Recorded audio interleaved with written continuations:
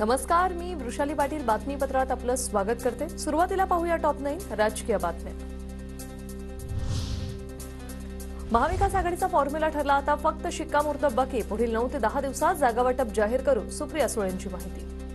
मोठी आमचा ठरलेला ऍक्च्युअली फॉर्म्युला तो त्याचा फक्त शिक्कामोर्तब व्हायचंच राहिले। बाकी फॉर्म्युला सगळा आमचा इन्फॉर्मली त्याच्यावर शिक्कामोर्तब झालेलाच आहे। ते फक्त आता ऑफिशियली पुढच्या 8-10 दिवसात होईल।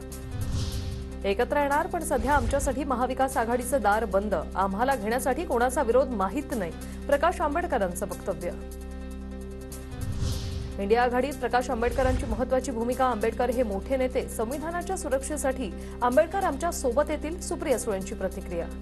प्रकाशजींना नक्कीच इंडिया आघाडीमध्ये एक मोठा रोल हा नक्कीच नेहमीच राहील आणि आमची इच्छा आहे की आम्ही सगळ्यांनी संविधानासाठी आणि देशाच्या प्रगतीसाठी एकत्र आलं पाहिजे। एकत्र नाही आलो तर ठाकरे गट आणि वंचित 24-24 जागा लढणार, प्रकाश आंबेडकरांची माहिती।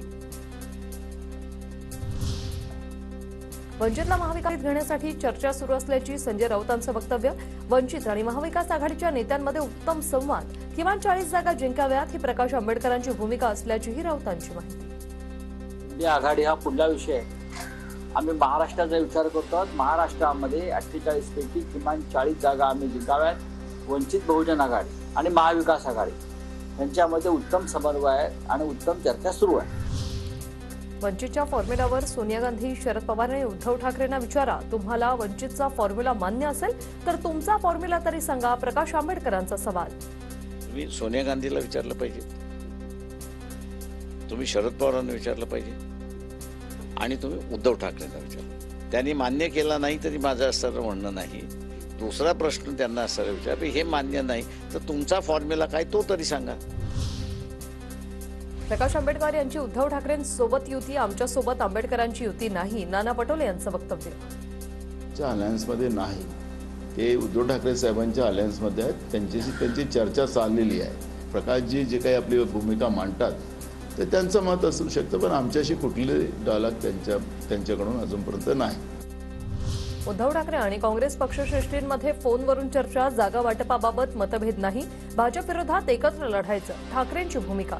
लवकर ठाकरेंचा दिल्ली दौरा, सूत्रांची माहिती।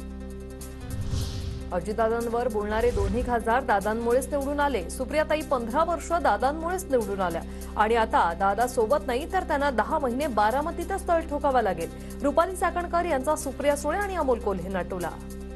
खासदार दादांबद्दल बोलतात, त्यांना दादांनी विशेष म्हणजे दोन्ही खासदारांना दादांनीच निवडून आणलेले आणि दादांच्यामुळे ते सगळे निवडून आले। काहींना तर 10 महिने तळ ठोकावा लागणार आहे असंही सांगितलं।